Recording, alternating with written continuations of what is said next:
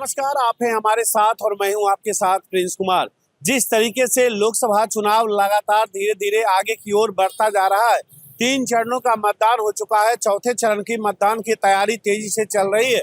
उसी बीच वीआईपी प्रमुख मुकेश सहनी जो है, सन ऑफ मल्लाह कहते हैं अपने आप को, वो लोगों के बीच जा रहे थे प्यार लेने के लिए, लोगों का आशीर्वाद लेने के लिए। उसी के साथ जब मीडिया के सामने वो पटना एयरपोर्ट पे आते हैं तो मीडिया ने जब उनसे सवाल किया काराकट लोकसभा में पवन सिंह को लेकर, तो उन्होंने बहुत बड़ी बात कह दी। उन्होंने कहा कि बीजेपी जो है पवन सिंह को काराकट से उपेंद्र कुशवाहा को चुनाव हराने के लिए भेजी है। लेकिन सबसे पहले आप मुकेश सहनी का उस बयान को सुनिए जिसमें मुकेश सहनी ये बात कहते नजर आ रहे हैं।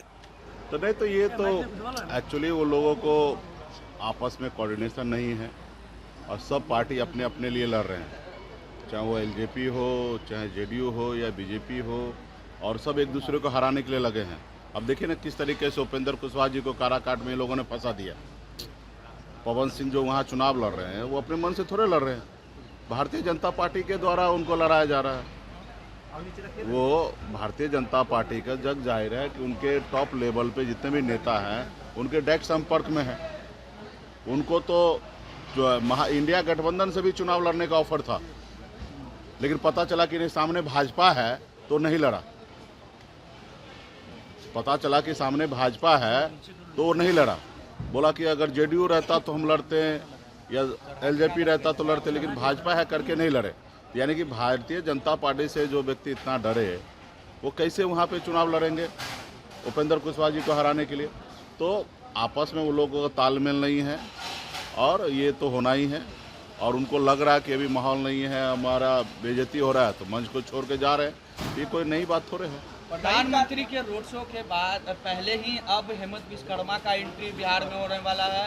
उसके बाद योगी आदित्यनाथ भी आ रहे हैं। तो क्या लगता है कि 40 और 400 का नारा जो बीजेपी वाले दे रहे हैं, तो क्या पार कर पाएंगे जो ये लोग नेता, जो बड़े बड़े नेता जो आ रहे हैं? आप भी 400 बोलते बोलते हंसने लगे, तो हंसी का बात है। देखिए, बिहार आए, सबका स्वागत है। बिहार आइए, बिहार में घूमिए।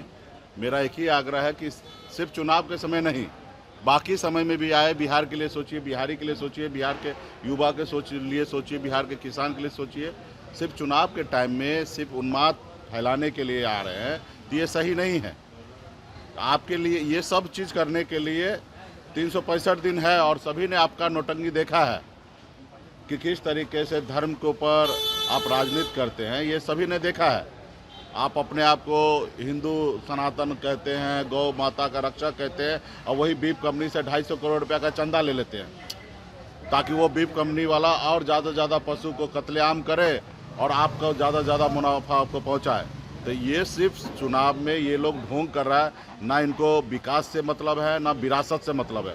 सिर्फ ये नौटंकी कर रहे, ढोंग कर रहे। बड़े बड़े पोस्टर पर लिखा है कि विरासत भी रहेगा, विकास भी रहेगा। अरे ना विकास है ना विरासत है, सब ढोंग है। आपको सिर्फ सत्ता में रहना है, गरीब पिछड़ा दलित को अधिकार को खाना है। सिर्फ यही भारतीय जनता पार्टी का मूल मंत्र है। कभी भी भारतीय जनता पार्टी या उनके पीछे में जो पर्दे के पीछे आरएसएस है, जो भारतीय जनता पार्टी को मदद करके इस मुकाम तक लाए, कभी आरएसएस का सोच ही नहीं है कि गरीब पिछड़ा दलित आगे बढ़े। आप आज़ादी से लेकर अब तक देखिएगा, हमेशा आरएसएस ने आरक्षण का विरोध किया, हमेशा समीक्षा करने की बात की है। मंडल बनाम कमंडल उन्होंने चालू किया। पिछड़ा दलित ये राज नहीं कर सकता है, जन्मसिद्ध अधिकार है उसको गुलामी करने का, ये आरएसएस का हमेशा एजेंडा में रहा है। तो ये लोग हमेशा गरीब पिछड़ा दलित को साथ नहीं लेना चाहता। उनके हाथ से ये लोग जब पानी नहीं पीता है, जब हमारे हाथ से चाय नहीं पीता है, ये मेरी आवाज़ कैसे संसद भवन में बुलाए उठाएगा? हमारे बेहतरी के लिए कैसे पॉलिसी बनाएगा? कभी नहीं पॉलिसी बनाएगा। तो इसलिए खास करके बहुजन जितने भी समाजवादी राजनीति करने वाले लोग हैं, सेकुलर विचारधारा के लोग हैं, उस सब से आग्रह करता हूँ। खास करके मैं इस देश के नागरिक जो है, खास करके अपर कास्ट है, हमारे बनिया समुदाय है, इन सब से पढ़े लिखे लोगों से मैं हाथ जोड़ के आग्रह करता हूँ कि आपके पास सोचने समझने का बुद्धि है, विवेक है। आप सोचिए कि हमारा देश कहाँ जा रहा है। क्या देश ऐसे चलेगा, हिंदू मुसलमान करके चलेगा, कि देश विकास के रास्ते पे चलेगा? आप पाकिस्तान की चर्चा करते हैं, लेकिन पाकिस्तान चले जाते हैं बिरयानी खाने के लिए। आप चाइना का क्यों नहीं चर्चा करते हैं? जो $18 ट्रिलियन का अर्थव्यवस्था उनका है, उसका जिक्र क्यों नहीं करते? आपके हिंदुस्तान का, इंडिया का 8 गुना ज़्यादा वहाँ का अर्थव्यवस्था मजबूत है, आप वो चर्चा क्यों नहीं कर रहे? 1984 में भारत और चाइना एक समान था, बराबरी था। आज देखिए हमसे 7 गुना 8 गुना ज़्यादा धन दौलत उनके पास है। तो ये सब चीज़ पे बहस नहीं करेंगे। जो चीज़ पहले हो गया, किस कालखंड में हुआ, क्यों हुआ, किन से गलती हुआ, उस सब के जिक्र आज क्यों करना है? हम सब चीज़ को भूल के आगे कैसे बढ़े हैं? हम चाइना को देखें, अमेरिका को देखें, लंदन को देखें, उनसे सीख ले, हम आगे बढ़े।